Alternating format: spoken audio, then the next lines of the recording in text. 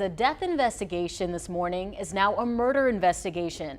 Investigators say a man killed his father at a home on Bayberry Lane. Officers say they found 62-year-old Douglas Gilley Jr. who'd been shot to death. Kernersville police say they arrested his son, 22-year-old Thomas Gilley. This investigation is in the very early stages. We will keep you posted as we learn more. The Supreme Court issued a ruling today that will impact college admission across the country.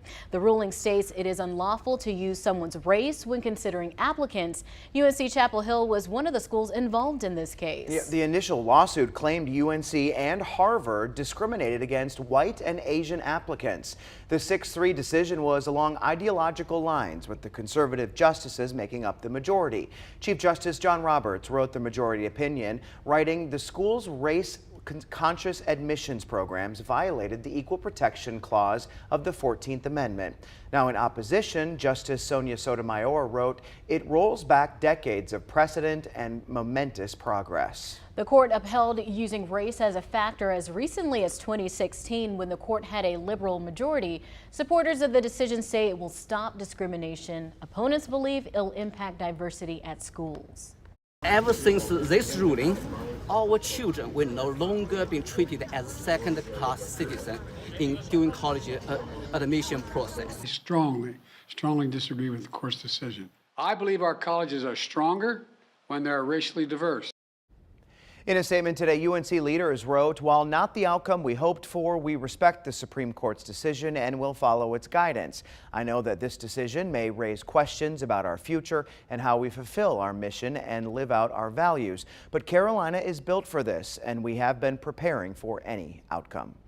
Another important ruling the Supreme Court could rule on as soon as tomorrow is student loan forgiveness. Justices are considering the legality of President Biden's plan to forgive up to $20,000 of student loans for approximately 20 million Americans. Legal challenges have alleged President Biden does not have the authority to do that. Payments will resume in September no matter the decision. Experts say right now you need to figure out which servicer has your loan, as that might have changed since 2020. Then look at what your payment amount will be and consider switching your repayment plan if you need to do so. The decision could come as early as tomorrow or go into July. New at 4, the now former Florida sheriff's deputy who stood by and didn't intervene in the Parkland school shooting years ago has been found not guilty. Scott Peterson was facing child neglect and perjury charges, accused of lying to investigators about what he saw and heard that day. 17 people, including 14 students, died in the shooting on Valentine's Day in 2018. Peterson was visibly emotional today as the not guilty verdict was read in court. This all happened just about a half hour ago. Back here in the Triad, Burlington has a new police chief. Alan Baylog was sworn in about an hour ago. He replaced Brian Long, who retired earlier this month. Before his promotion, Baylog was the assistant chief and has 18 years of experience. Over in Kernersville, the police department is looking for new recruits. It's hosting an open house tonight. The department invites anyone interested in a career in law enforcement. The event is at the police station on East Mountain Street from 5:30 to 8. After 40 years, wreckage from a plane crash that's drawn a lot of attention has been removed because of safety concerns. These photos show the airlift removal in the tiny town of Silva, just south of Cherokee in the mountains. 2 people died in the crash back in 1983. Since then, the wreckage has drawn many visitors over the years. Air quality, we've been talking about that for the past couple of days, and today they upgraded us to this unhealthy for sensitive group, so the orange level there, which is 3 out of 6 basically if you're looking at it that way. Obviously the primary pollutant would be the wildfires in Canada. We're still getting that airflow that brought that down. Now we do think that will be changing too as we head into the next couple of days. In fact, tomorrow we're back down to moderate, and I wouldn't be surprised if maybe by the weekend, if things go as planned, we could be down into the green again. But for today, unhealthy for sensitive sensitive groups, which means limit your outdoor exposure if you have any respiratory issues. We're in the mid-80s right now, 84 degrees in Greensboro, 87 in High Point, 85 in Winston-Salem. We have some low 80s up around the Virginia border, and then when you get into the higher elevations, how about Boone at 80, but Jefferson at 74. Not seeing a whole lot in the way of rain or cloud cover for that matter, but that haze is definitely out there. You can see that. That's going to stay with us for today, and then again tomorrow we think it'll start to relax a little bit. And we're watching the systems. That's a heck of a storm front up near Ohio, moving toward Ohio and Illinois, Indiana area. That probably will not affect us. We're just looking at normal pop-up late day showers and or thunderstorms. So 2 ridges of high pressure, same story that we talked about yesterday, and of course the heat starts to build in every day as we get closer to at least the second half of the weekend. Our 7-day forecast going 87 tomorrow. Every day there's that 30 to 40% chance of a late day pop-up shower storm. Then we're in the low 90s, 90 on Saturday, 92 Sunday, 91 Monday, and then dropping to the upper 80s as we head through the 4th, and then by Thursday, 89 degrees. With less than a week to Independence Day celebrations, we've got quite the treat to share with you. Literally, this is our new treat trailer. It'll be stocked with freeze pops and towels ready to give out at the Fun 4th Festival in downtown Greensboro. Once you've said hi, take a stroll in downtown Greensboro for special performances, food, and weddings. Yes, 2 couples have been chosen for the Red, White, and Say I Do ceremony. There will also be chances to give back to your community at the festival. Second Harvest Food Bank will be collecting canned goods, and One Blood will be there for much-needed summer blood donations. Fun 4th kicks off with the Freedom Run at 7:30 Tuesday morning, and the festival will start at 1 p.m. I am so excited about this year's Fun 4th. I know last year I did a preview on the weddings that take place, which is a cool thing. And the couple I spoke to last year that got chosen, they started dating on the 4th of July. He proposed to her on the 4th of July, and then they ended up getting married on the 4th of July. Awesome. Now we're just waiting on a baby due on the 4th, 4th of July. right. Maybe Exactly this year. I got to check in with them, see how that's going. You're going down, right? I'm going to be out there. I'm going to be out there live, so I'm excited about it. It's going to be fun, and I think Tim Buckley is too. I'm going to be introducing some bands at the primary stage right on Elm Street, and I always love doing that because the music is a huge part of this. Yeah, one of my favorite parts of the Fun 4th is when they have those misters, like the fire department sets up those misters that you walk through, and you get like a little bit wet, but it just is, it's perfect to cool you down. Perfect. Yeah, I love Kids that love it. at amusement parks too. Yeah. That mist. First when you said that, I was like, Mr. Who? Like I was trying to figure out, Mr. Ed. There's a bunch of misters walking around. Mr. Yeah, Ed. I'm looking forward to the food too. Yeah, All the food trucks that are yeah. going to be out there, it's going to be popping. And we've been talking so much about the dunk tank lately. I won't be surprised if someone reaches out to you asking. I know, they're going to stop talking about the dunk We tank. might volunteer him. Yeah. No, not again. All right, we'll be right back.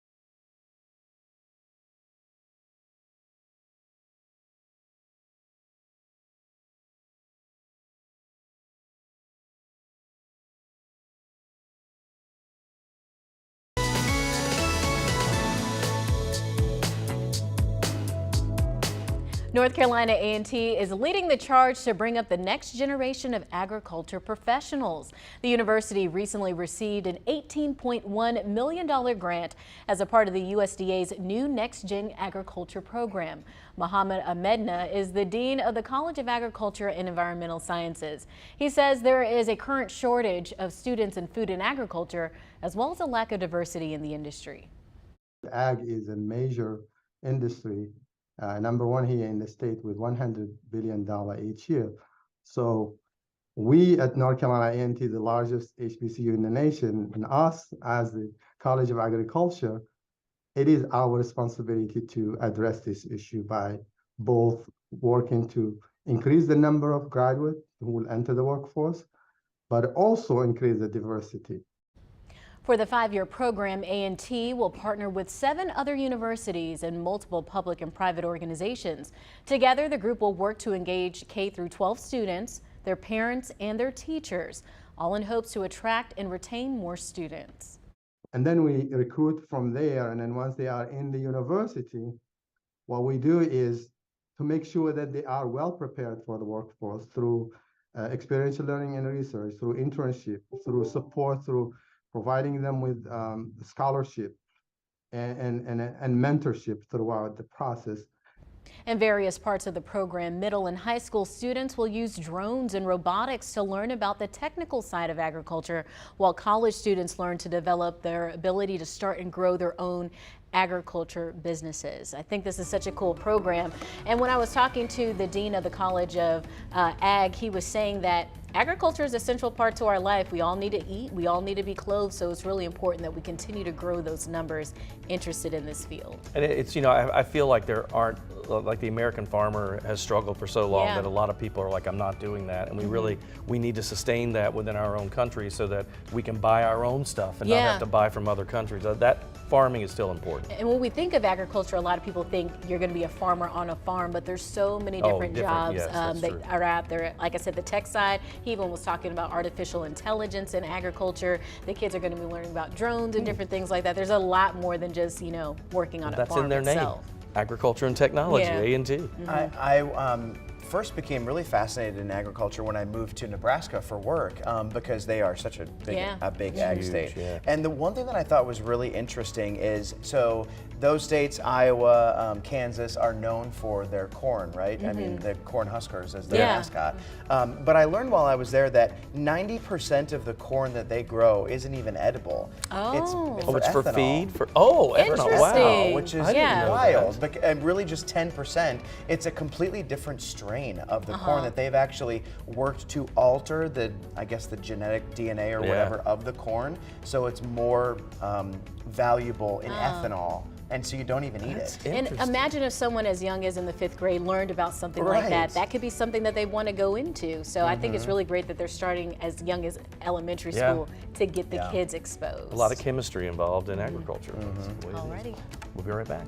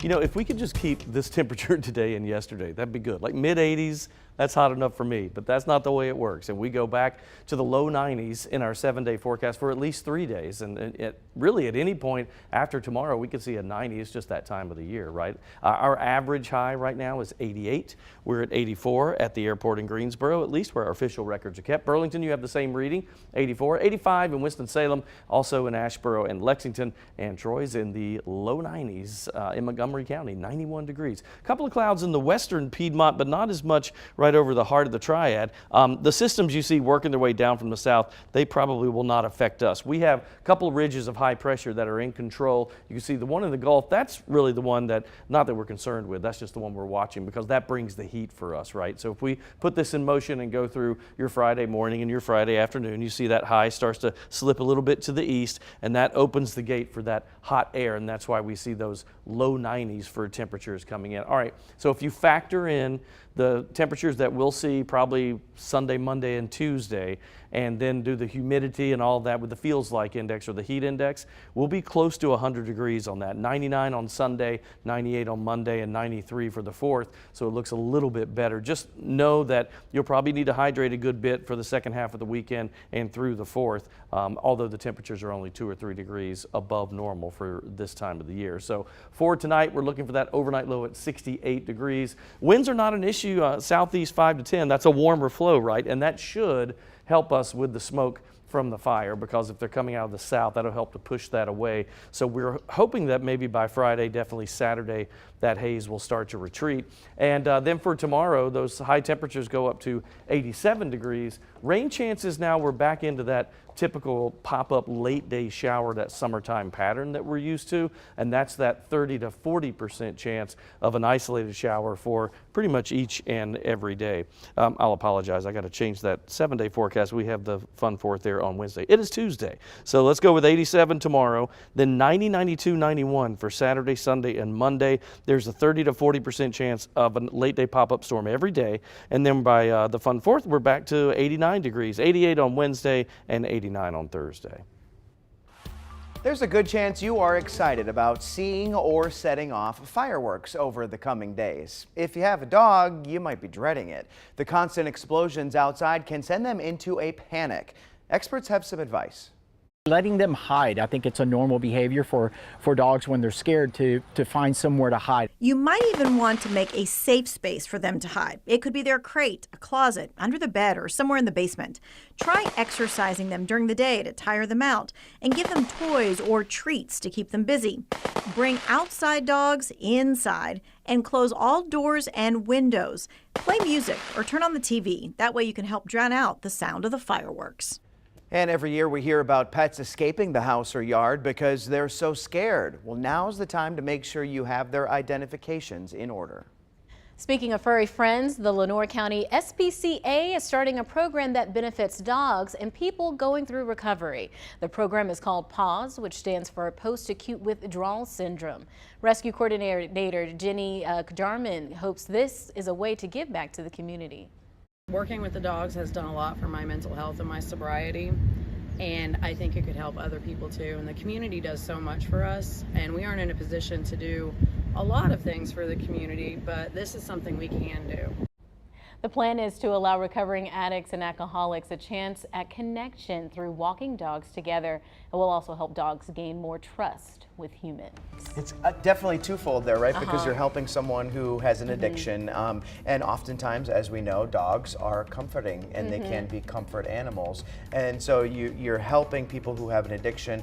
You're also, I guess it's threefold. You're helping the animals get more acclimated to humans, but then you're also helping do some of the work of the shelters. For the shelters. Like that. Great program. In addition to, giving a sense of love, I think it also provides responsibility for those who are struggling with some type of addiction, gives them some structure, something to pour into, because when you have another being like a child, which pets really are, it gives you something to live for, if that makes sense. I think structure is what I was going to focus on, because I think when you're going through a time like that, structure is comforting whether you know it or not. Yeah. Even with kids, you know, people say you got to keep kids on the schedule, and it's so true. They don't want it, but they're more settled with life when they have a dependable schedule. I think it goes back to our like early development. You know, if things come at the right time and your food and shelter and all that, then you're kind of psychologically Gives grounded. you a nice routine, and there's nothing like coming home and seeing your cat want to snuggle up with you, or your dog like jump all over you. It's just a feeling that,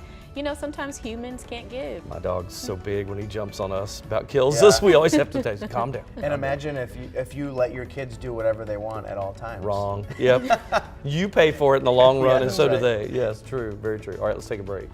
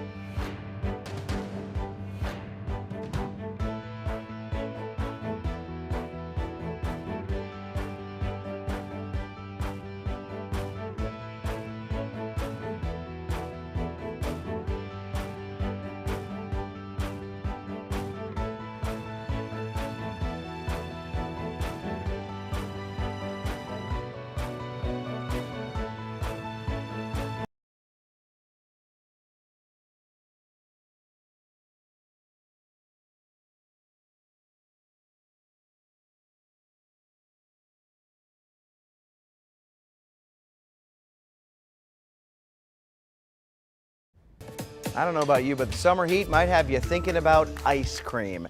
An ice cream shop in London is offering some unusual flavors like ketchup.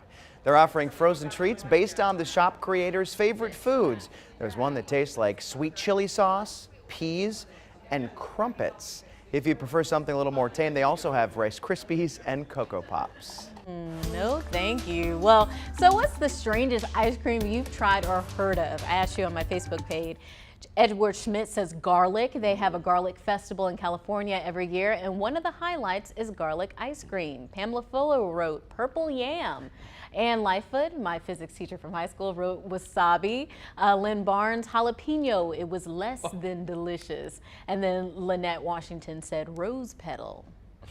That's unusual. I don't think I've heard of any, like, I've Yeah, never that's been what I'm somewhere trying that to served think of. crazy stuff like that. The most recent I'd I can try think of is, I know that Mac and Cheese, what's it, Kraft came out with the ice cream not Yes. too long ago, and then Ranch, Hidden Valley. Those had to be the weirdest ones that I've seen, but I've never tried a very unusual flavor. The garlic one I would try, because in my mind I'm trying to think that might work. It's probably a vanilla base. Yeah, that's and what I just was like thinking, a little yes. bit of kick of garlic. I could see that, That might working. work. I could also see it like just screwing up your breath for the rest of the Oh. day. Oh yeah, garlic always do that. Horrible. You gotta have those mints in your pocket But on I standby. love garlic though. Yeah, so me good. too. I was looking up some other weird flavors. It's in Delaware, some ice cream shop there. They have a turkey dinner ice cream that they serve Gross. around Thanksgiving, I think it's like a vanilla base, and then it's mashed potatoes, tomatoes, and green peas, topped with hot sauce and sugar. No. And do they have like a cranberry sauce swirl? Ugh. But I'm like, there's something about this that has to be tasty, because I would assume you wouldn't sell anything unless people are just ordering it for the wow factor. It's a one and done. And it may be But then it's you're just a gimmick. wasting food then. I just feel like it has to have some type of, it couldn't be awful. Yeah. I'll bet it's a gimmick to get people in the door, and they try it, haha, funny, social media, and then Yeah. And I mean, done. look at us. We're talking about an ice cream shop in London right now. That's crazy. It worked. We fell for it. You know what I could go for right now? Some cookie dough ice cream. Done. Sign me up. Okay. We're taking a break. We're going to get cookie dough ice cream. Right this second.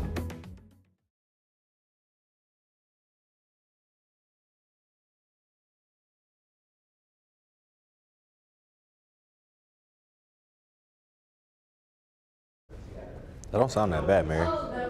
That doesn't sound that bad. Was it lemon with the sweet chili? That could be doable. Is this Brad back there, Bradley? So they have like 10 flavors of cookie dough. Bald Eagle? 20 flavors of ice cream. Yeah. Might check Jalen, man.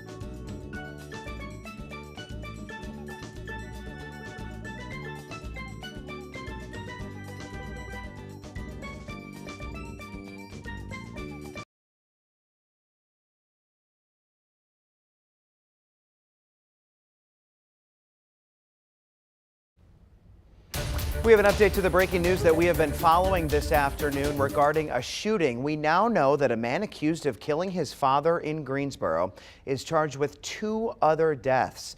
Kernersville police say officers responded to Stafford Country Lane just after midnight. They say they found 2 men and a woman who'd been shot. The men died. Police say officers were in a shootout with 22-year-old Thomas Gilley, who eventually surrendered. Gilley is accused of shooting his 62-year-old father, Douglas Gilley. Greensboro police say they were called to a home on Bayberry Lane just before 1:30 this morning, where they found Douglas Gilley dead. Right now, we are working to learn more about the timeline of events. Right now, Gilley is charged with 2 counts of murder and 2 counts of attempted murder in this Kernersville case. Greensboro police have not had the chance to interview him at this time, but more charges are expected. And again, this story has really just started to develop, and we will continue to follow it and bring you new information on air and online as we get it. Well, another story that we are following today, if it seems to be a bit hazy outside, you can blame the Canadian wildfires. Depending on where you live, you might have seen the haze because of smoke in the air. And no surprise, the further north you go, the worse it gets. Check out Washington, D.C. That's the Capitol building right there. And in Michigan, people are concerned it's impacting their health. My eyes have been watering, my throat has been sore, I've been coughing. Experts say the winds should start to shift this weekend, bringing some relief to eastern states. We are all hoping for that, and then watching what happened today with a little bit more of that, we call it particulate, but it's basically just particles in the atmosphere. With all that coming down into our neck of the woods, we were upgraded from yellow moderate up to unhealthy for sensitive group, so the orange label there. Now we do think by Friday, so tomorrow we go back to moderate, and hopefully we'll get out of all this by the weekend. Fingers crossed on that. Winds should help out as they're shifting out of the south and southwest to push a lot of that back to the north. 84 in the triad right now, Asheville at 84, Elizabeth City 83, in Wilmington we're at 87 there. Always hot in Columbia, South Carolina, 92 degrees, and even Atlanta in the low 90s this afternoon as well. Not a whole lot to go with clouds across our area. Now the mountains, different story. A lot of that rain in Tennessee though, I think that may just barely touch the southwestern corner of our state, but we should be in good shape.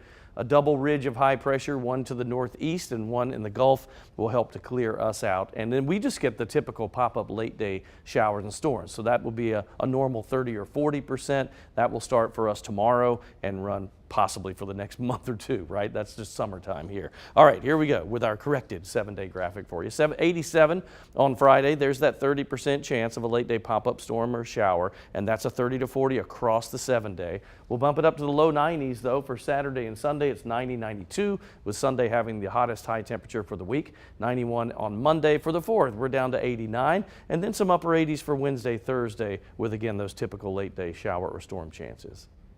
Summer is here, and people that work outside should make sure to take extra care not to overheat. Otherwise, it could end up like this Amazon driver. Seconds after approaching a home last night with a pile of packages, this Amazon contract driver got his own unwanted delivery. A heat-related episode brought on by the blazing weather. This is something that can affect anybody. Cy-Fair Fire Assistant Chief of EMS Justin Reed reports twice as many heat-related calls this month than last August and September combined. Just for the month of June, the Cy-Fair Fire Department has responded to over 40 responses for heat-related illness. That's where it's the primary cause of us going out. He and others used a training dummy to illustrate part of their response. But if your core temperature is above 104, that's when we start worrying about you're now pushing from heat exhaustion to heat stroke. It's hard to see the gauge, but the dummy's temperature dramatically decreased during a misting and fanning procedure, typically done in the back of an ambulance. So this is something like super low tech that not a lot of people have jumped onto. That is extremely effective. According to Amazon, this worker did not require emergency help, adding in a statement, quote, "We're very thankful to report this delivery driver is okay and feeling well. We'll continue to monitor the driver's condition, and we appreciate the customer bringing this to our attention." The company says there's nothing more important than the safety and health of employees and delivery partners, especially during times of extreme temperatures. And with temperatures expected to hit 90 for the first time this season, you've got to plan ahead. And it's not just about avoiding the heat of the day. Pre-hydrating, hydrating while doing the activity, scheduling frequent breaks during the activity itself, and just having a little bit of foresight, as you kind of prepare for your day. The signs that a person needs attention include cramps, nausea, or dizziness. It's also the time of year to remember the dangers of hot cars. Leaving a child or a pet in a hot car can be deadly in minutes.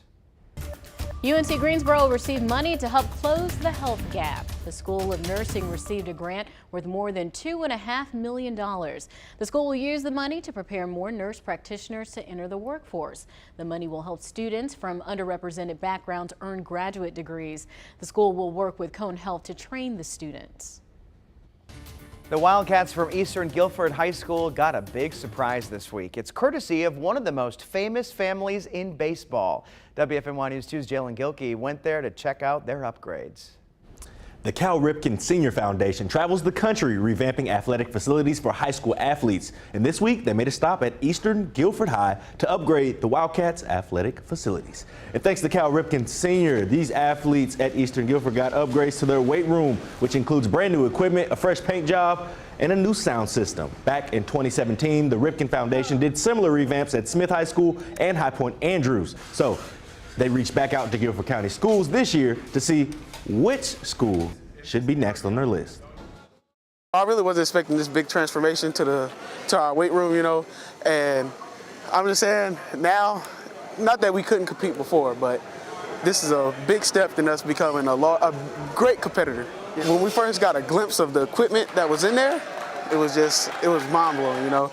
Then I've heard a little bit about the locker room. I haven't gone in there yet, but I know it's something that I can't wait to see. It's awesome. I can't thank everybody that helped put this event on for us.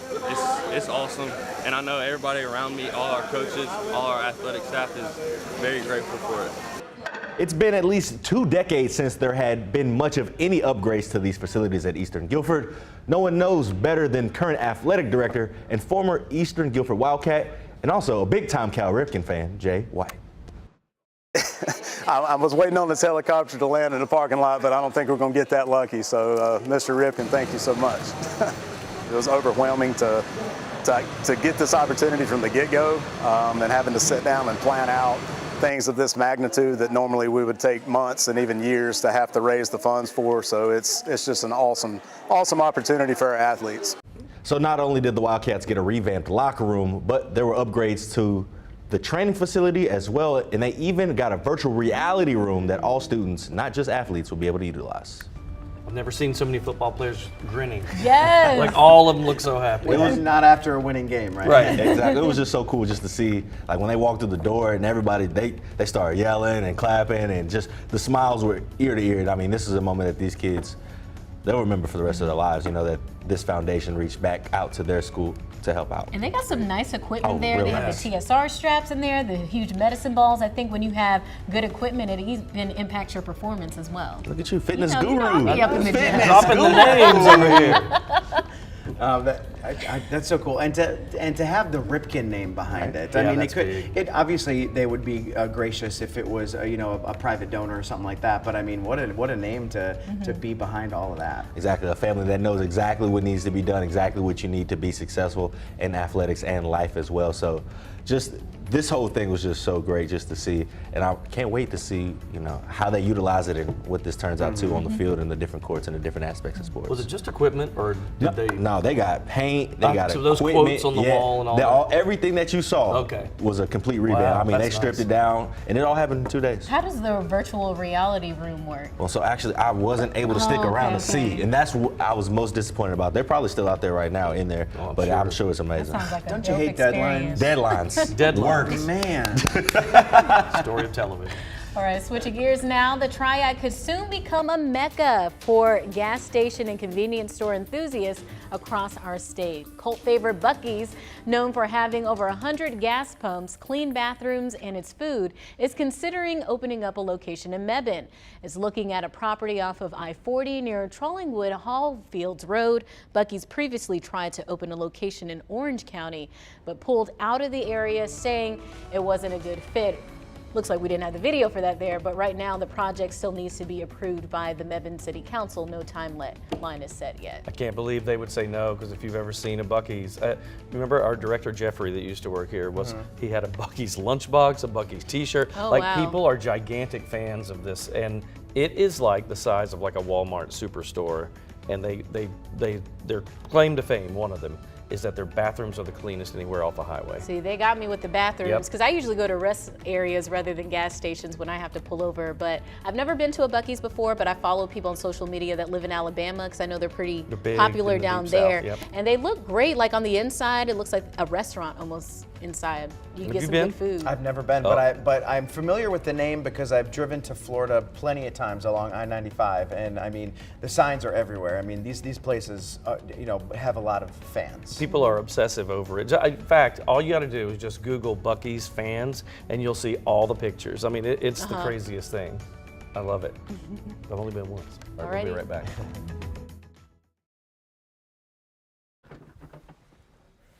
Hello, 1, 2, 3, 4, 5. Oh, yeah, it's time. Thank you.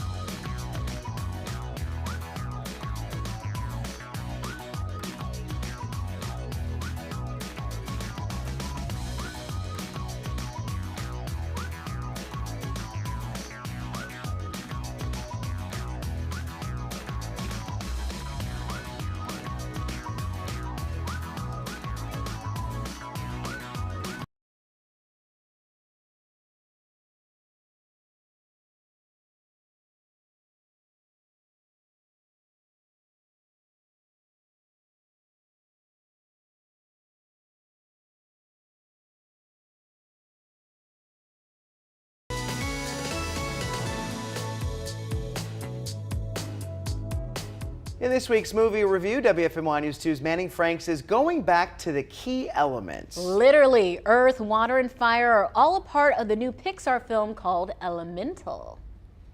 Water and fire might be considered opposites, but Elemental is showing us how that doesn't mean they are not compatible. Let's see if Pixar can bring them together to make a film you'll want to see.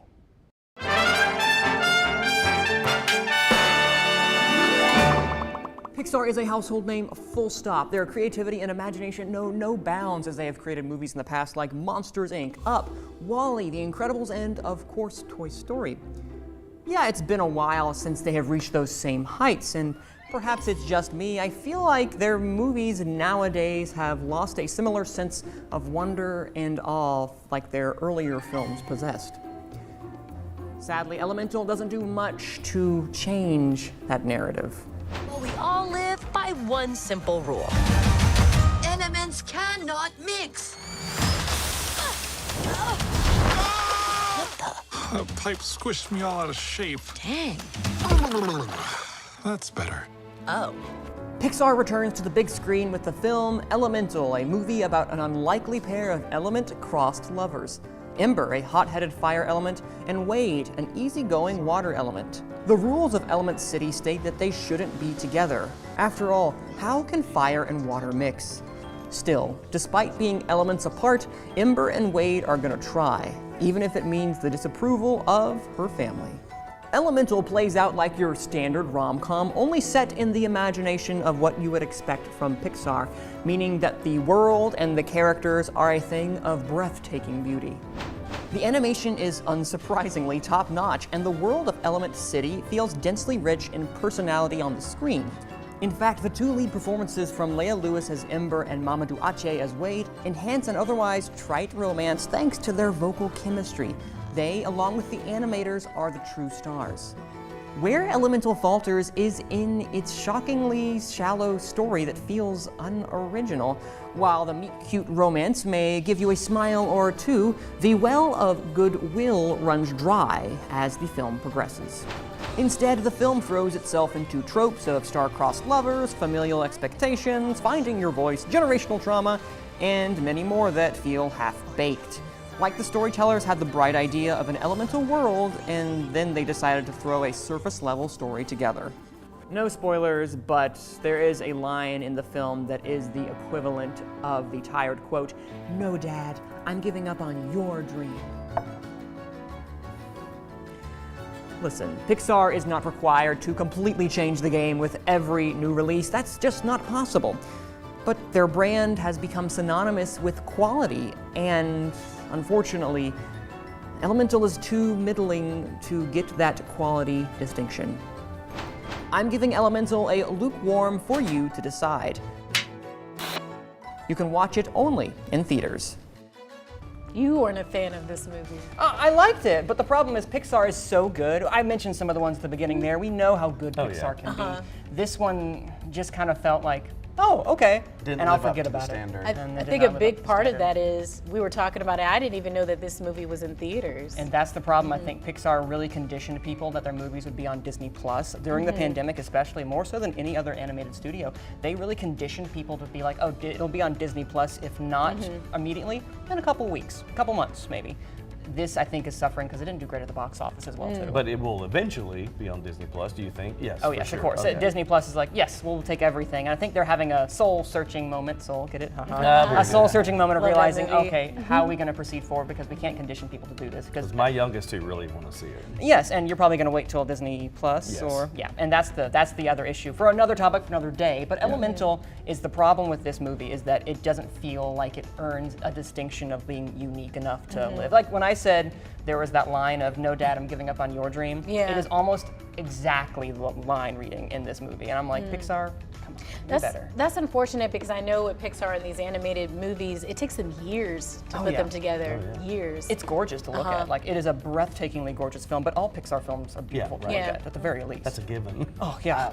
The whole time I was watching that, all I could think about was Osmosis Jones. Have y'all ever seen I that? have seen that movie. That was a great one. I know, like, that character reminds me of Osmosis Jones. No one has mentioned Osmosis Jones in the cultural world until you. Yeah, I haven't seen that movie since like like 8 10 years somebody's ago, talked- yes. something like But that. what a good Yeah. flick. That You is have just good. opened a rock that I didn't you. realize was there. Maybe you could do like a Throwback Thursday. Manning Maybe says Osmosis Jones. Manning says that's the best thing to come out of the conversation of the movie was That's, Osmosis oh, Jones. that's not fair. We'll be right back.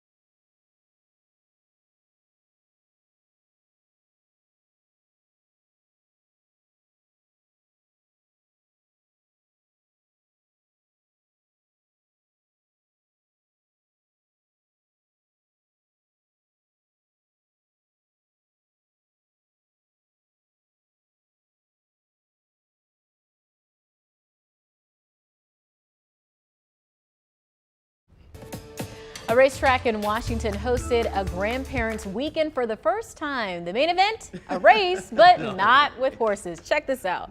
Grandparents had the chance to compete on the dirt track. Some of them did take some tumbles, but they all finished the 40-yard dash. Grandpa Steve Butler took home the title of fastest senior citizen at the event. In a post on social media, organizers said it might have been the first sporting event celebrating grandparents like this. I love this video, and there's so many different angles of it too. Look, he's like, oh, whoa, look at it.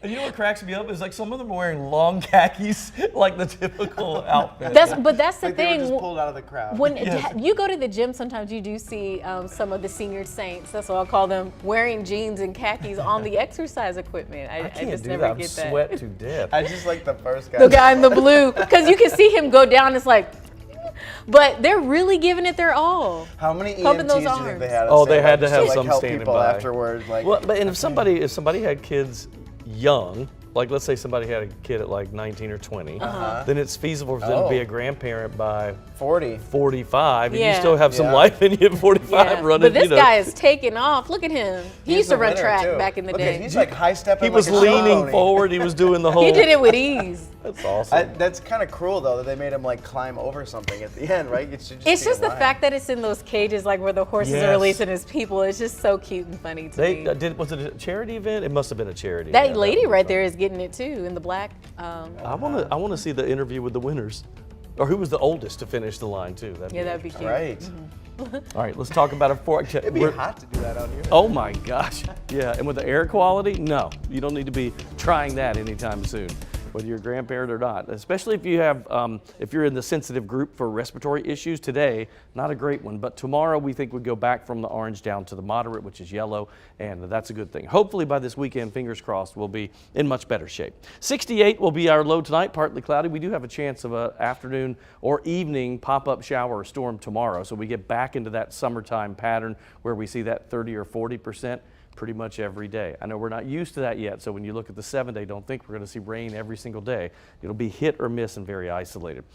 Clear skies across the area right now, except back to the west toward Hickory and Wilkesboro, the western third of the state, we could say, seeing more clouds than us, and most of this is not going to make it our way. The double ridge of high pressure, one to the northeast of us and another in the Gulf, that will keep us clear for a while. Now, the one in the Gulf is the one that changes our forecast, so if we take you through, see the time stamp on the top right corner, now we're Friday night and into Saturday morning. See how that high is slipping a little bit to the east, more toward Florida, and with the clockwise rotation of winds around that high, that means our winds will come out of the southwest, will tap into that heat in the Gulf, and we'll see some low 90s for the first time this season, and that will be coming in second half of the weekend. By the way, the longest we've ever had to wait to see a 90-degree day was July 18th. That's back in the early 1970s, 1972. But if we make it to July 1st, which is possible, we would tie for the fourth longest wait, and that wasn't that long ago, too, back in 2020. Let's look at our 7-day forecast. We'll see some 90s, about 3 of them possible. Really, honestly, we could make it there tomorrow, but less likely. But 87 tomorrow, every day, 30 to 40% chance of late-day pop-up storms. 90 Saturday, 92, the hottest day of the week on Sunday. 91 Monday, and for the 4th, we're back to 89, upper 80s Wednesday and Thursday.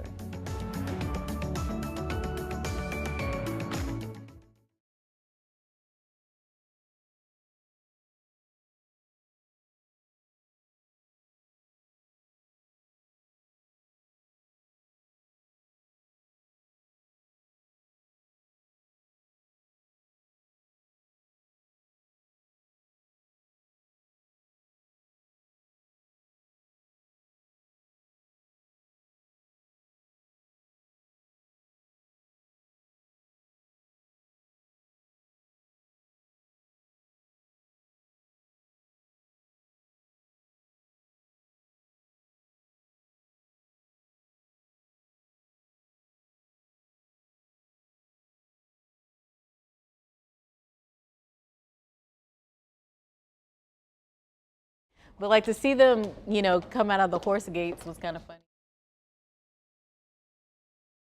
Check 1 2 3 4 1 2 3 4 5 6 7 8 9. 1 2 3. What a day! What a day! 1 2 3 4.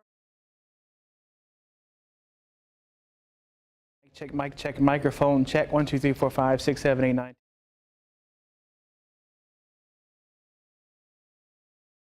Ice cold milk and an Oreo cookie, they forever go together like a classic combination.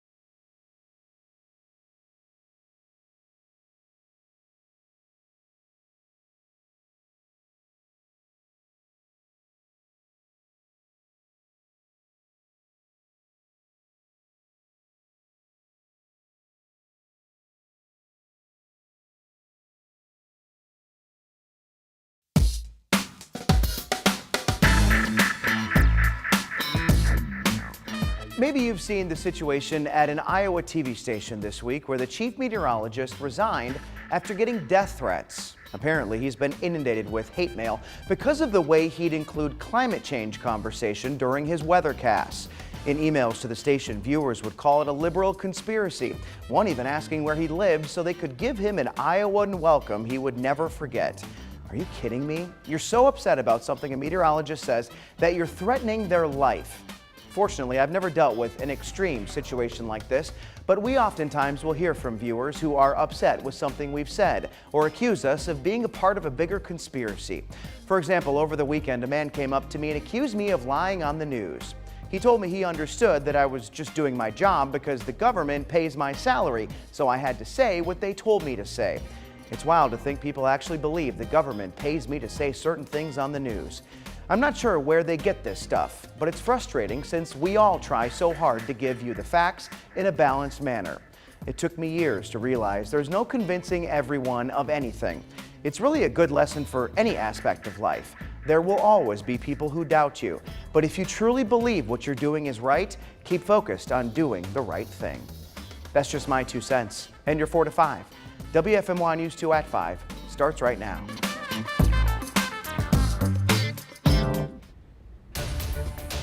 Breaking news right now on WFMY News 2 at 5 o'clock. A Triad man is accused of killing 3 people, including his own father.